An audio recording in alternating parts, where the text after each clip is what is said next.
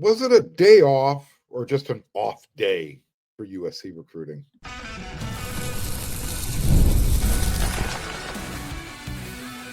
You are Locked On USC, your daily podcast on the USC Trojans, part of the Locked On Podcast Network, your team every day.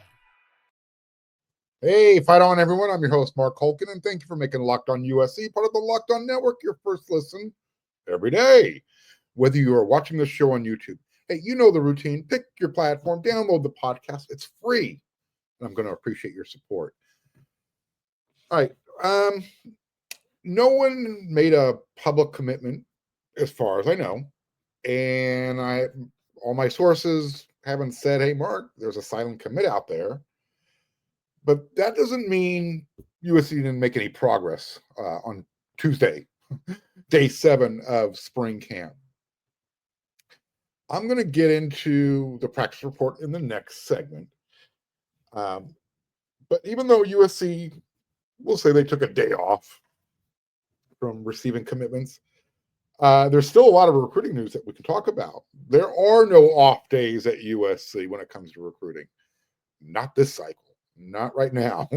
Not with what's everything that's going on around USC. It is the place to be. Lots of recruits were on campus again. Not nearly as many as the past few days that I've been there, but still good number, good amount of players, including there was a couple of commits. You might recognize these names. So you had Joshua Holland. He's the athlete, St. John Bosco. You heard of a guy named Tomuhini Tapui, Tom? I swear, to Oregon fans, this must feel like Tom has moved on to campus this spring. Because I think this was his 4th time back in like the last week and a half. I mean, I'm starting to lose track. So if I'm an Oregon fan, if they think they're still in it, I would say good luck. Whatever you need to tell yourself to get to sleep at night. But yeah, no, I can't. It's a USC rule, apparently. We're still trying to get to the bottom of this, but I'm not allowed to show a recruit when they're on campus if I can't take a picture of them if there's a coach next to them or anybody who is affiliated with USC's coaching staff in any capacity. But what I can tell you is when Tom was on his way to the practice field to watch spring practice, he had Coach Riley flanking him on one side. He had the tip of the spear, Coach Dog, Aaron Ama on the other side. Tom knows that he's being loved by USC right now. The dude's just having fun. He's hanging out, watching the boys he grew up with. So again, USC just keeps strengthening that and developing that bond, that camaraderie, making sure he feels that he's already a part of the Trojan family. Another modern day player who was there, Aaron Washington. He's class of 2027. He plays running back for the Monarchs. But he was on campus. He was taking the sights and sounds. You also had an offensive lineman, Braden McKenna. He actually was getting some red carpet treatment. And I'm not trying to slight Braden McKenna, but everybody is made to feel like they are a priority, whether they're a 2-star, 3-star, preferred walk-on, whatever, elite 5-star. Everybody's made to feel like, hey, you know what? We want you at USC. We're going to make you feel special. Pardon me. This isn't just about USC in modern day. I mentioned you had Joshua Holland from St. John Bosco. He was back on campus, so he got to watch, fellow Bosco Brave Marcellus Williams working out at cornerback. He's going to have a role this year, as long as he stays healthy. It was actually a Trinity League day. At least it felt that way. Servite, class of 2026 tight end, Luke Sorensen. He was back on campus. I have no idea if this has anything to do with the whole Mark Bowman thing, the tight end from modern day playing footsie with Texas. If USC is playing from behind and they're trying to, make sure they get one of the 2 top tight ends in the state, I'll tell you this. If Luke is the Turtle Wax Consolation Prize, sign me up for 4 years of Luke Sorensen. I'll be just as happy. An OPS to that little footnote. Go check out Sorensen's social media, his X feed over there on formerly known as Twitter. He posted a message on X, and he put up 2 of the fight on emojis, and his camera was pointed directly at Tom, as well as the 2 position group. Well, it looked like it was the offense versus defense, ones versus ones. But again, 2 of these. I'm not sure why he was doing it, but I like the message it conveyed. My spidey sense is telling me that, you know what, USC's pushing. Go ahead. You want to be a Trojan? We will take your commitment gladly. Another 2027 prospect athlete who was in attendance watching from Bishop Alemany. His name is Damari Dezurin. I hope I'm pronouncing that correct. Dezurn. Again, he's an athlete from Bishop Alemany. According to On3, it doesn't look like he has an offer from USC yet, but he's a 4-star with a lot of upside. You look at him and go, all right, I can see it. Once spring camp comes to an end in 2 weeks, recruiting is going to pick up even more because you're going to be the coaching staff is going to be able to hit the road again, do some on-campus visits. So that'll kick into high gear. So as of so far this week, right now, you've got Jake Johnson, the defensive lineman from Prosper, Texas. He's joined the Trojan family this week. If you're an everyday listener, viewer, watcher of the show on YouTube, you know I'm on record that USC is going to get at least 2, if not more, this week as far as commitments are concerned. Maybe today, Wednesday, if you're watching this episode first thing. Today is going to be the day, hopefully, that Folsom Bulldog, Vlad Diakonov, barks out, fight on. But I can't imagine that the football ops guy, college football recruiting point of contact at Folsom High School, he's one of the assistant coaches, Scott Robinson. I can't imagine that he would tweet out at USC football, by the way, literally pointing at USC football, at USFB. You're about to get a dog from the dogs. Stay tuned. Those types of people aren't going to do that if this wasn't solid. But I'll tell you what, I would hate that he got ahead of himself, because now you're all of a sudden, you're putting the young man in a bad spot. You know, what am I supposed to do? My coach is saying I'm going to USC.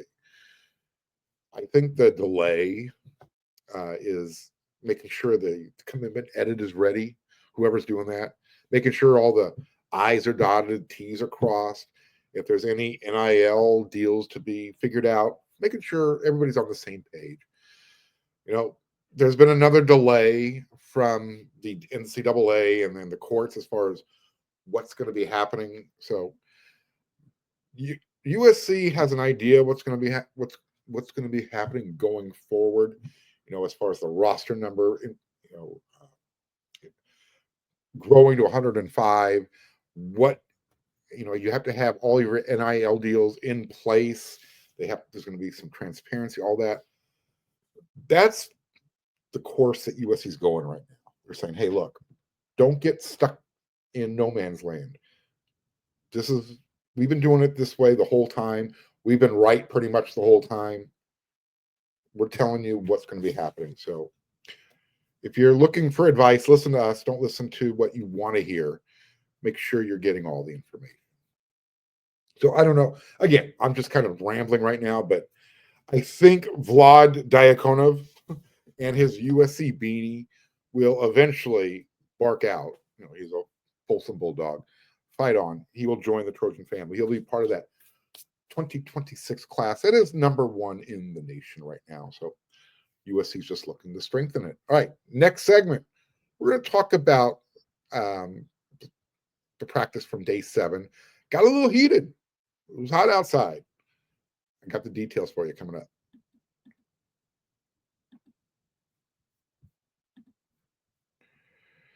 Whether you are into plumbing, HVAC, electrical work, Supply House is the reliable way to order products online. And you can get the supplies you need from the site made for the skilled trades at Supply House. Their easy to use website is packed with helpful resources and the latest product information to help you get the job done right. Plus, with a complete inventory over 200,000 parts from over 400 top brands, you'll find exactly what you need delivered fast from coast to coast. And if you need help with an order, don't worry. Supply House offers expert support and industry leading service, so you'll always talk to a real person. And for the trade pros looking for an extra edge, their free Trademaster program offers exclusive perks like a dedicated phone line, free shipping, and discounts on every order. Thousands of skilled professionals are already taking advantage. Now it's your turn. Join the Trade Masters program today at supplyhouse.com/TM and start ordering plumbing, HVAC, and electrical supplies with just a few clicks. Plus, if you use promo code SH5 for 5% off your first order, that's supplyhouse.com.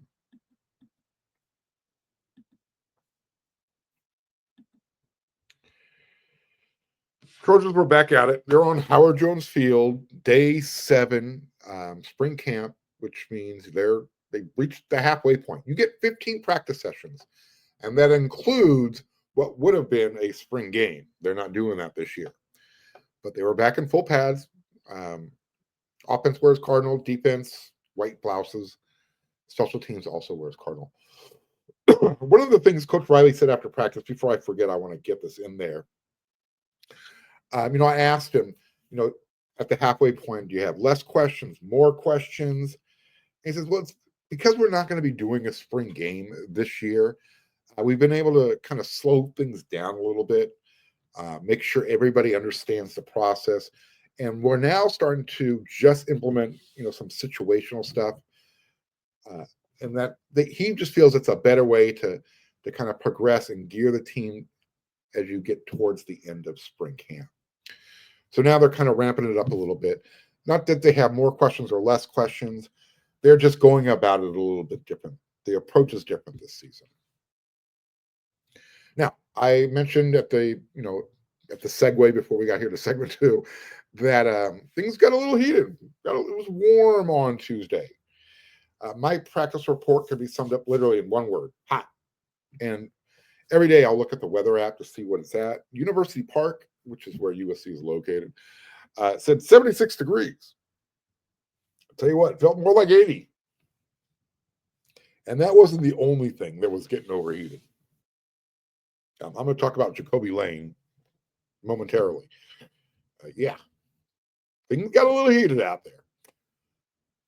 Now, the schedule, I look at it every time. Make sure 2:30, all right, be there. You know me, I'm at least an hour early. Well, I kind of got the idea that things were running a little bit behind schedule when the first player didn't even show up, which, by the way, Tyler Robles, it was like 2:10. And then there was like at least another 10-minute gap before I saw the next player come out, suited up, ready to go. At that point, I'm thinking, all right, we're running a little bit behind schedule. That's fine. I don't mind. I'm just like, give us a little notice and I'll show up a little bit later. I like getting there early, but I like to time things in a certain way, and it threw me off a little bit, I guess. Anyways, practice eventually started around 3-ish. Chad Savage, USC's inside wide receivers / tight end coach. When you watch him walk, he's got a swagger to him. Maybe he had a little bit extra swagger on the day because he had a really good conversation with Luke Sorensen before practice. I don't know. Nevertheless, again, he was walking around like, I'm Chad Savage. Coach Rob Ryan, I'll say it again, he gets it. He literally goes out of his way. He's not walking up the ramp from the McKay Center. He comes from the top. And so instead of walking by it, he will take those few extra steps to walk towards the Trojan sword, tap it, and then walk his way through Goo Gate. Like I said, he gets it. Whatever USC's traditions are, I think he gets it. If he could kick the flagpole, he probably would. That's a little bit out of the way, though. The referees, the Big Ten referees, they were back on campus helping out with practice. They were wearing shorts. All I can say is I am glad those guys don't get to wear shorts during the regular season. It's not a good look. And the reason I bring it up, if you ever go to a USC home game, beginning of the season, whether it's the end of August, Labor Day weekend, it gets extremely hot in LA. So if that was the time to do it, that would be the time. But yeah, a bunch of old pasty white dudes wearing black coaching shorts from the 80s. Yeah, it's not a good look with that stripe, with the short sleeve striped shirt. Anyways, I digress. They were out there helping out. You know who else was out there? Chad Bowden and Spencer from House of Victory. Some of the House of Victory donors. They were, I guess, this was the day to come on out and check out practice. You know how they say art is in the eye of the beholder? Well, I know art when I see it. And someone was walking around with this hand-painted portrait of Kyron Hudson making that fantastic backwards, leaning back, one-handed grab against LSU to open the season last year. I want that. I don't know what it went for, as far as it was like a part of a silent auction or whatever. I want that. It is fantastic. I talked about the recruits in the first segment. Lots of recruits were out there. Plus, there was actually some high school coaches. Some I didn't recognize, especially. I think there was a group from Canada. I heard a few of them going, "Hey, oh," making fun. Have some fun with me. But I didn't. It looked like they were definitely from Canada. It was some Hampton Institute of South something. Anyways, we know Jacoby Lane can make great catches one-handed, right? Well, he just keeps making them one catch after another during the spring. The USC video team is throwing him out there. He made another one. Jaden Mayaba was asked about it after practice. This is what he had to say. The spectacular plays that he makes on the field, that's no surprise.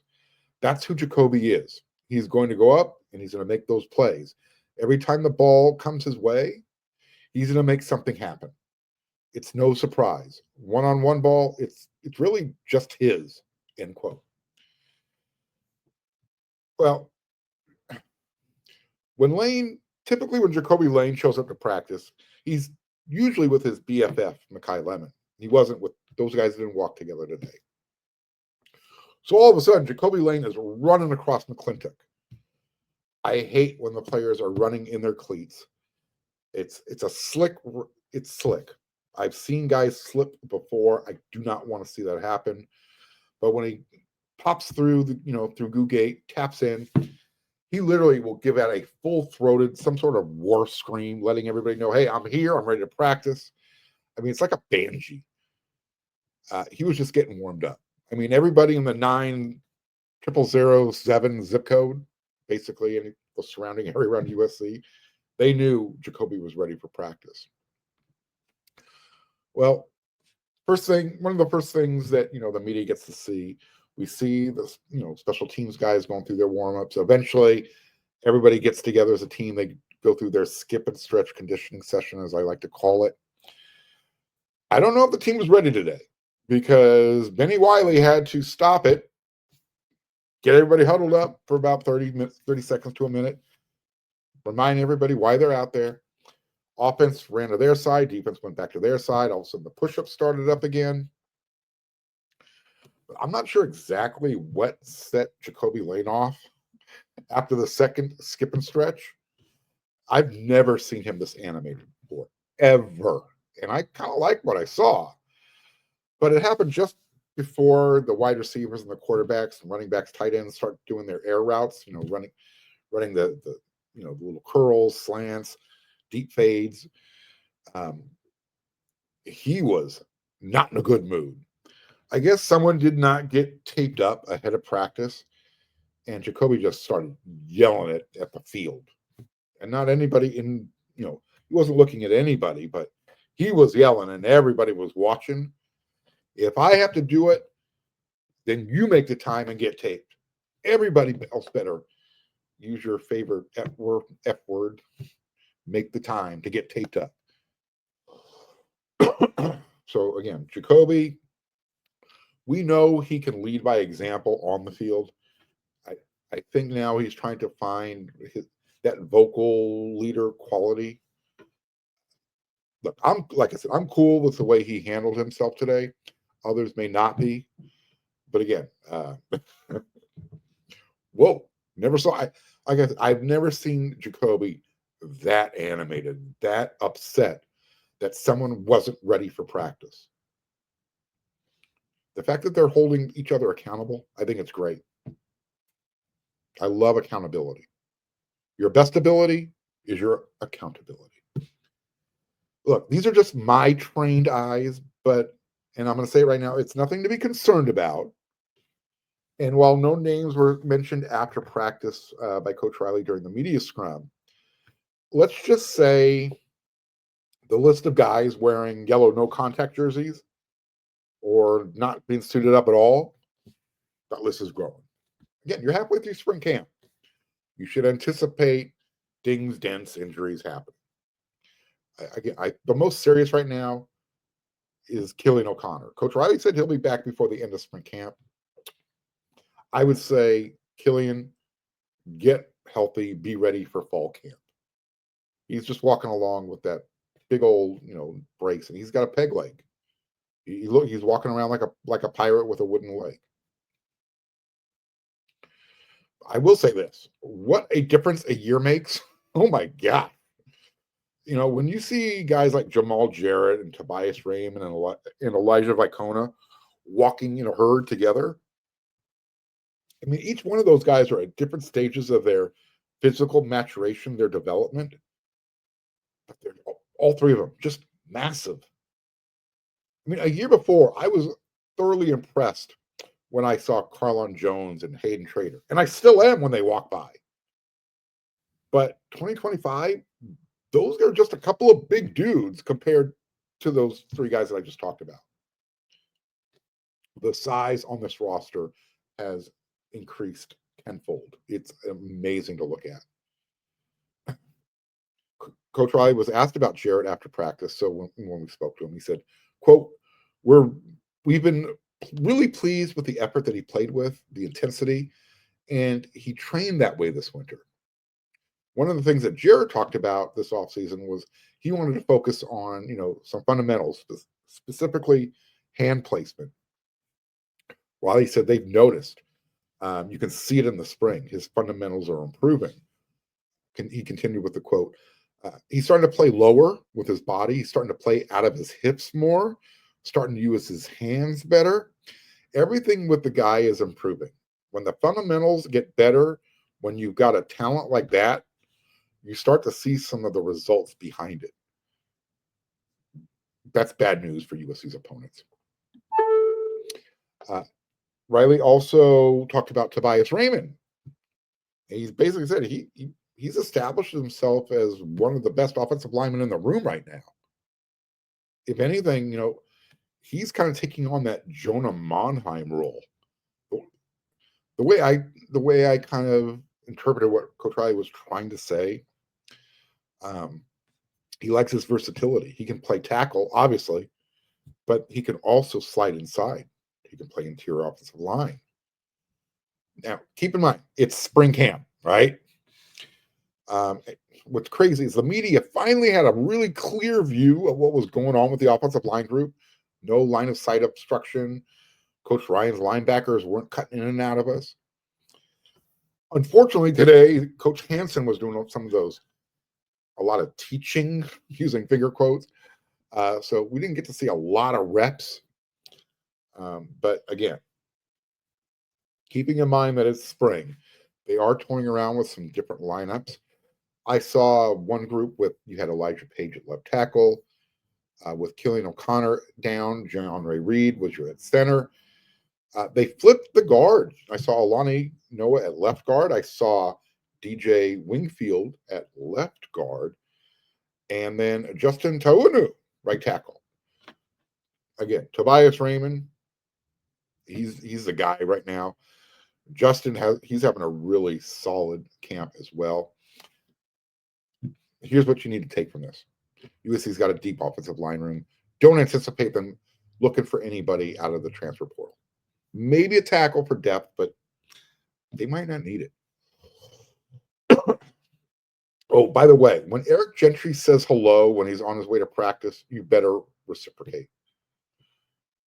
He was walking through. He's like, hello, gentlemen. He was going to tap through on Goo Gate. Nobody responded. We were kind of off in our own little land having a conversation amongst ourselves. So all of a sudden, EF Gentry, he's like, I said, good afternoon, gentlemen. He had our attention. That won't happen again. At least for me, I promise. Eric has a great personality. That's what you should take from this. We got to talk to the tight ends after camp, after practice. Spoke with Walter Matthews. Very humble, very quiet, soft-spoken. Not really comfortable. This was his first time talking with the media, at least at USC. So I think he'll come out of a shell with a little more the next time it happens. And Coach Riley said, he's unique. I asked him specifically about him. It's like having another offensive tackle on the field when he's out there. He just needs to be more consistent. And when that happens, he's going to have a big role on this team because he can catch the ball, he can block, just a really big dude. And like I said, 6'7", 270 pounds, 39-inch vertical. I asked him, hey, at that size, have you lost any of your explosiveness? And he's like, nope. That's the kind of answer you get from Walter. He's just going to tell you. If you ask a question, a direct question, he's going to give you a direct answer. Don't anticipate a whole bunch of, he doesn't have that John Ray Reid, I love talking type of personality, at least not right now. Someone else who caught my eye as I was walking out of practice, I was watching the safeties do some work with Coach Belk. Marquise Gallegos. Good. He's got some good size. I think he's got something working for him there. The other guy who, got highlighted by the coaching staff, Coach Riley after practice, Christian Pierce. All right. There's a lot going on. I'm running out of time here. I want to get to the third segment, talk about the transfer portal real quickly. So let's, I got more. I'll talk about practice on tomorrow's episode.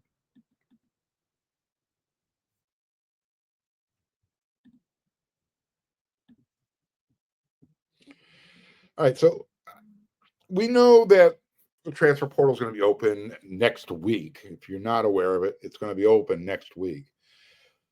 Coach Riley said after practice that they're not going to be any, I'm using quotes again, incredibly active in the spring transfer portal window.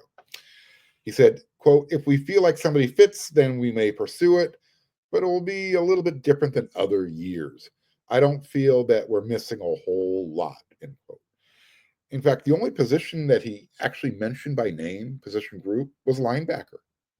So anybody out there who's thinking, well, USC needs a cornerback, they need an offensive lineman, I'm thinking, no, they might not. They might not. If you want to know how I feel about that, I wrote an article on wearesc.com called 5 Things the Coaching Staff Needs to Figure Out, basically, through spring camp. And it has to do with the cornerbacks, linebackers, tight ends. So go check that out when you're done watching this episode. Like I said, the only position group he talked about was linebacker. But if anything, they're looking for a depth piece. They're not looking for a frontline starter. Eric Gentry, Desmond Stevens, they're healthy right now. And as long as their health remains status quo, both of those guys are going to be on the field a lot. I don't think, there's not going to be a lot of times where they're coming off the field when USC's defense is out there.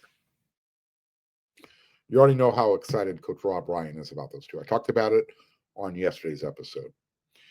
So this spring, I think whatever Anthony Beavers Jr. is able to show, Jaden Walker, who also looks the part now, what they proved this spring, I think is going to go a long way in determining what type of linebacker USC is looking for. And So yeah, based on what those two guys do, now you're starting to see what kind of depth you have. You know who your two starters are.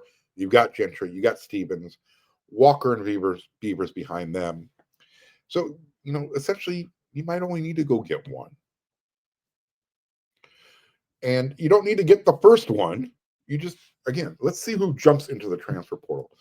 Antonlynn typically uses a 2 linebacker set, but in the big conference, you might need 3, just because it tends to be a run heavy type of conference.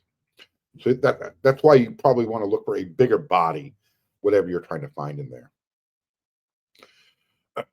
Now, one name that might pique some interest. He's a local product. He's already in the transfer portal. He's from St. John Bosco. He's going into his redshirt senior season. The name Andrew Simpson, playing linebacker at Bosco. He was recruited by Boise State. That's where he ended up. Well, he's in the portal right now. But here's the thing. Like I said, he's a redshirt senior, which means he might be looking for a place that offers more playing time. I don't know if he'll get that at USC with Gentry and Stevens ahead of him. So, right, I think if you were to look at the transfer portal right now, there's like 6 linebackers in there. Let's see who jumps in there. Let's open up our horizons a little bit. And I get the appeal. Simpson, local product, bring him home. Gotta take into account what he's looking for.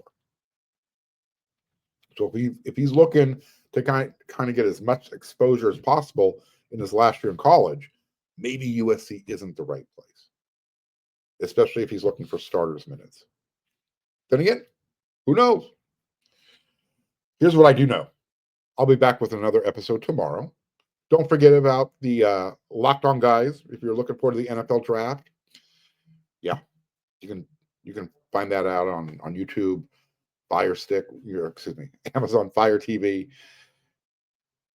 Locked On NFL. They got all of your draft stuff for you. All right, I'll be back with another episode tomorrow. Any recruiting news breaks, you're going to hear about it here. I'll go over some more practice stuff. I'll have an update for you. I'll start talking about the Bloom Football Performance Center. Took some more videos to kind of show you an update of what it looks like, and anything else that comes my way. So until then, everyone, you know what to do.